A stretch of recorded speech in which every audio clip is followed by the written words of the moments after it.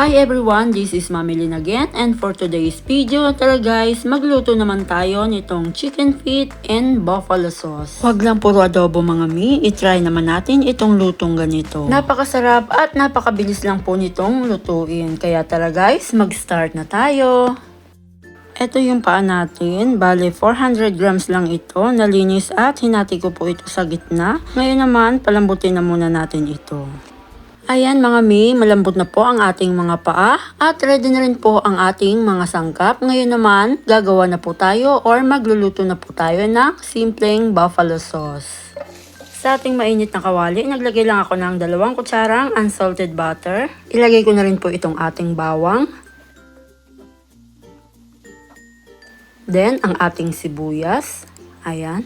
At kapag nangangamoy na at luto na ang ating bawang at sibuyas, pwede na po nating ilagay ang ating tomato sauce. Ayan, siguro mga 1/4 cup ng tomato sauce ang nagamit ko dito. Depende po yan sa dami ng paa na lulutuin natin. Lalagyan po natin siya ng chili sauce. Ayan.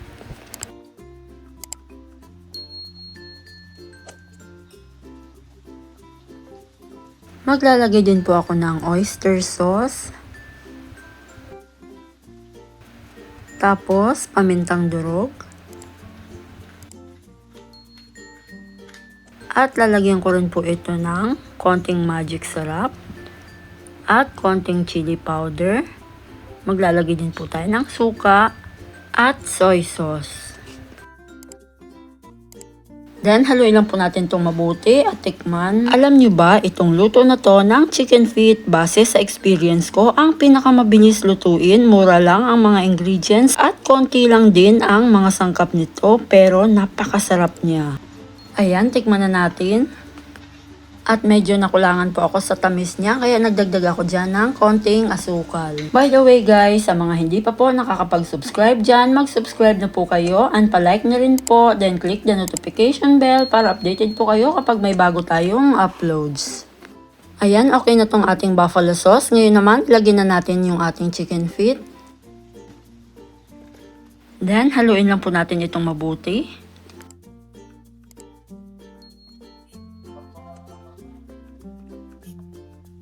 Ayan, halong-halo na. Ngayon naman, tatakpan pa natin ito at lulutuin pa natin ito ng 5 hanggang 10 minuto sa pinakamahinang apoy para ma-absorb ng paa natin yung ating sauce. Then, after 10 minutes, ito na siya. Haluin ko lang ulit.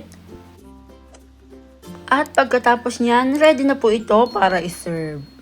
O diba, napakadali lang po niyang lutuin. Ito po ay pang-ulam at pwedeng-pwede rin pong pang-pulutan. Ayan, isalin ko lang ito sa ating serving plate. Then, budburan ko lang ito ng spring onion.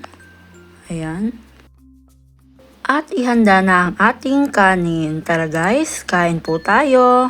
Hanggang dito na lamang po. Thank you for watching. Sana ay nagustuhan at masubukan nyo ang reseping ito. God bless po. Bye-bye!